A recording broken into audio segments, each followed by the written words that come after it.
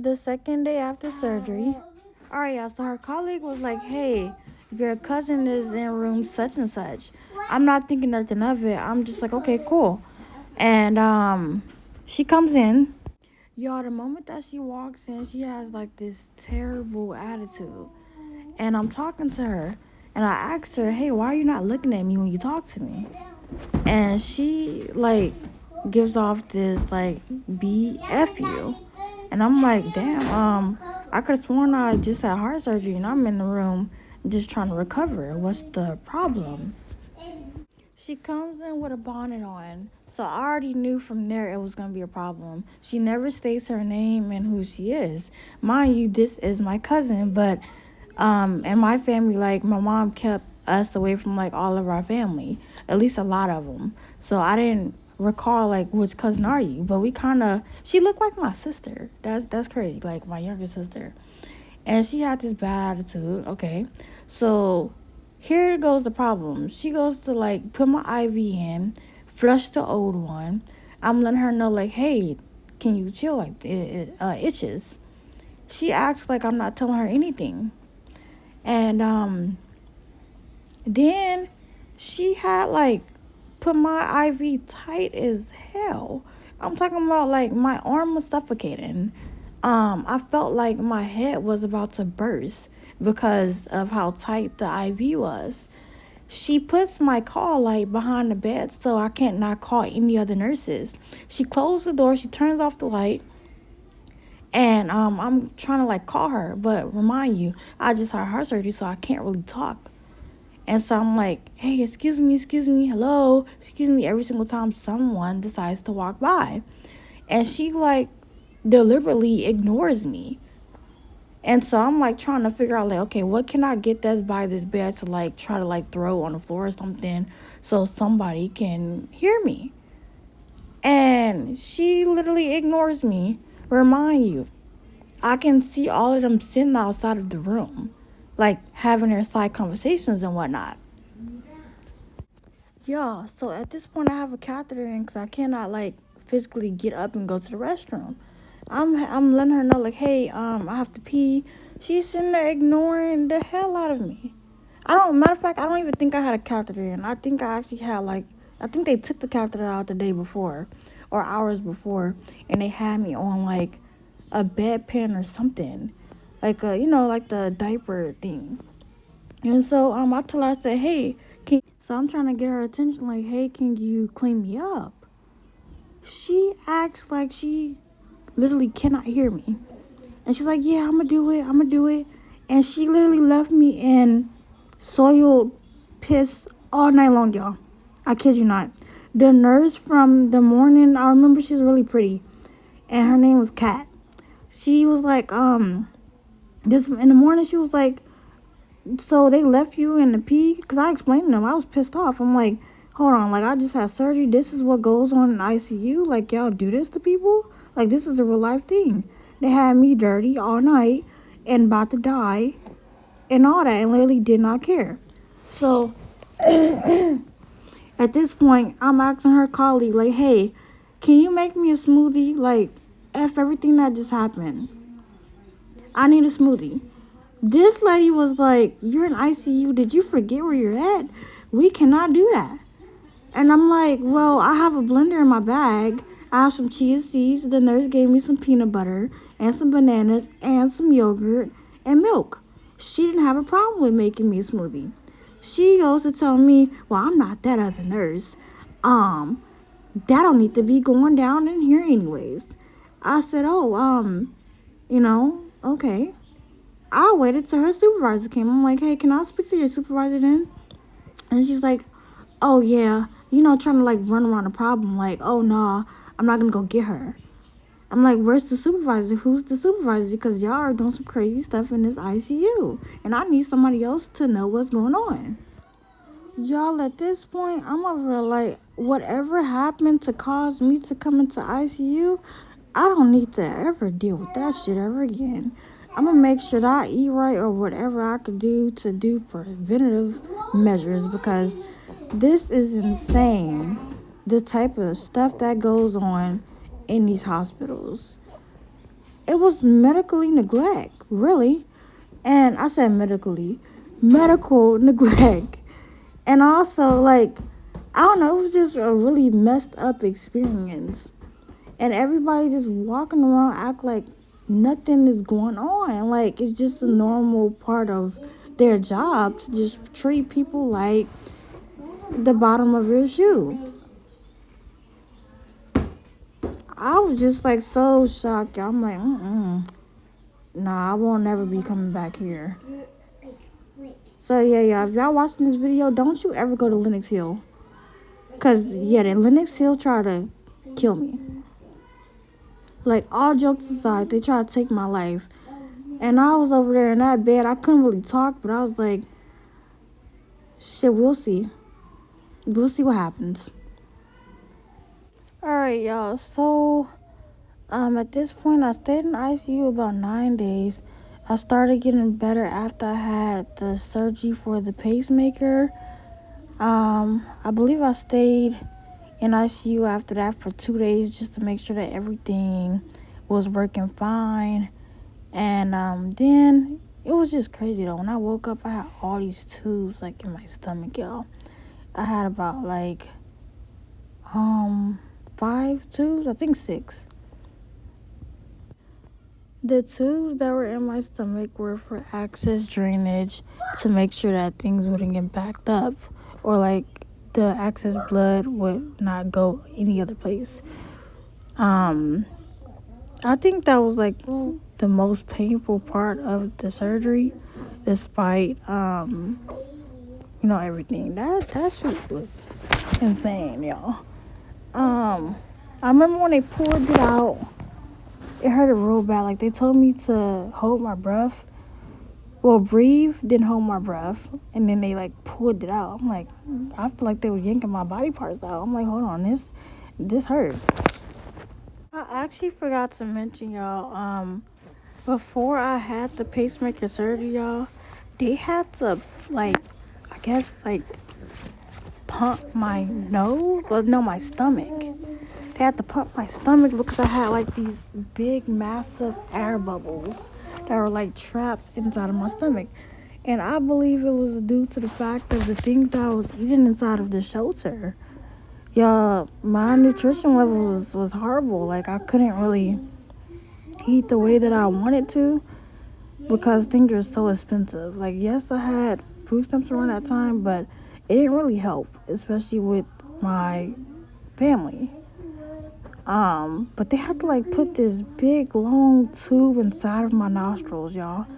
Then they had this machine that was connected to the tubes, and it was like a vacuum. I was like, what the heck is this? And they had like turned it on, and it was draining like blood and mucus and everything from inside of me. I'm like, what is this? I couldn't move out of the chair, so I'm just sitting there like, oh, Yahweh, please don't take me right now, because it was just too much. That hurt it extremely bad, too. And I'm over trying to, like, call the nurse and get her attention, like, hey, can you turn this off? Can you come check and see if my services is almost up? Because I can't take no more of this. And she just, like, closed the door and kept the machine on. I'm over screaming and crying like, this is painful. And all I see is my blood just going into these tubes, y'all. And then she, like, came and turned it off, but it's like she yanked the tubes out of my nose. I'm like, oh, no. Like, am I a guinea pig at this point? Like, what's going on? This is not an experiment. At this point, I was just rethinking my whole life, my whole existence. I was like, I know I didn't sign up for this. This was supposed to be a regular surgery, or heart surgery, and that's it. I didn't sign up to get no pacemaker. I didn't sign up to die 20 times. I didn't sign up for this. I didn't sign up for my cousin to try to kill me. I don't know what type of oath she didn't sign or what she tried to do, but I was not aware of any of this. Why y'all coming after me like that? That's what I was thinking. Yeah. So at this point, it was day 7. I've been in the hospital. I don't know if you guys know, but New York City has a lot of underground bunkers. And they have a lot of demons too, like real life demons, gang stalking, and gaslighting going on. And so, I was at the point that I had to go back to the shelter, or I was getting ready to go back to the shelter. I had a few more days in the ICU, not the ICU, but the regular room. Because I remember I spent, I think, 3 days in the ICU, and then the rest, in the regular room. And it was a little bit better at this point in time. They helped me a lot more. I had to be more independent though, because they like, if you getting ready to go home, then you pretty much have to get a lot of sleep. You have to eat right. Um, do not eat like any type of sweets or anything like that. You have to eat a lot of greens and beans and meat, red meats. They said a lot of like rice. I think they said whole grains, 100% juices if you are going to be consuming that, a lot of water. But yeah, this was the crazy part. Whenever I think I was about to get released, y'all, my mom, she didn't even come see me. Could y'all believe that? Like, my own mother, she did not come see me. She did call me a few times, but her excuse to come see me, I mean to not come see me, was well, your brother came up there, right? I cannot be in the same room as him. And my thing is, she was on the plane to go to Houston to see my auntie, but your daughter's in the hospital on her deathbed. Make it make sense. Y'all, so I wasn't really specific. She was on the way to see my auntie Helen inside of the hospital. How you just skip over your daughter and go through all these different states to go see my auntie? You said, F that, I'm gonna go see my auntie. I'm like, dang, like, so your auntie's more important than your daughter, basically. All I'm trying to say is, y'all, whenever hard times come, you see who's really there for you and who's not there for you. I thought that she would come, and she shocked me. She did not come. I was like, dang. Out of 9 whole days. Oh, y'all, remind you too, it's snowing. So I just expected her to come. I'm like, dang, like, okay, you came for all my other heart surgeries. Why not come for this one? What's so different about this one? And it's been 15 years since I had my last one. I would think that you would want to see your daughter in the condition that she's in, and if she's okay, as a mother to a mother, right? One thing I can say though, God did send some people my way that did help me in that time. He used the nurses at the hospital. So basically, when I got registered at the hospital, I seen this nurse, and she was like, "Oh my gosh, you're so beautiful. What are you doing here?" And I told her, I said, "Oh, I'm about to have heart surgery." She was like, "You look so young. You really serious?" I'm like, "Yeah." She was like, "You look like you're 16 years old." I'm like, "No." And I laughed. And then I met these 2 other nurses. They basically helped me with clothes. She was like, "You look really small. I don't know anybody who is as small as you. I used to be this small a few years ago. I have some clothes. Do you need clothes?" And I'm like, "Yeah, sure." And then I see this other nurse that's her colleague. I guess they work that same shift. And she said the same thing. She was like, "Do you need any clothes?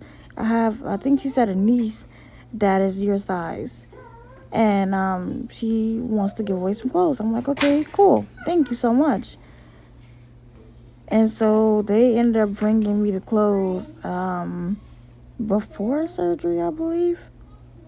And then after surgery, I think a month after, the second nurse had reached out to me via text, and she had gave me some clothes and some perfume and like some jackets too. I was like, "Okay, thank you so much. I was really in need." Because in New York, y'all, the weather is very cold.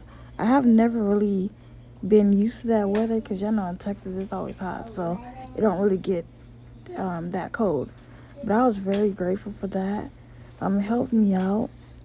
And that's just, to say, basically, if you need help, don't stress about it. Like, your help is going to come in some type of way, shape, or fashion every single time. Like, it's going to happen when you least expect it to. Like, I'm talking about every time, y'all. Alright, so y'all, at this point, I am getting released from the hospital. They asked me how am I gonna get to the shelter, and I let them know, hey, I need some transportation, and they get me a lift to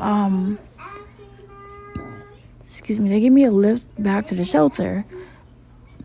I have my treatment plan and everything. I have the nurses that's gonna come see me and things of that sort. So I had a nurse that came to see me, I think 3 times a week, just to make sure everything was good. She came, she checked my vitals, she checked my weight, she checked my water intake to see if I had any swelling. She checked my surgery site. She checked for swelling, for like redness, infection, things of that sort. So I was doing good that first day.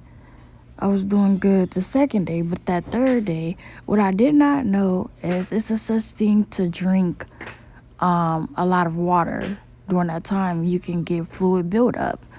So I have this big old water like bottle, and I think it was like a gallon, I believe. You know those cute little bottles that's a gallon? So I have one of those. And I'm sitting there, I put my cinnamon cloves in there and some lemon and like some alkaline water. So y'all, I'm sitting there just chugging the hell out this water.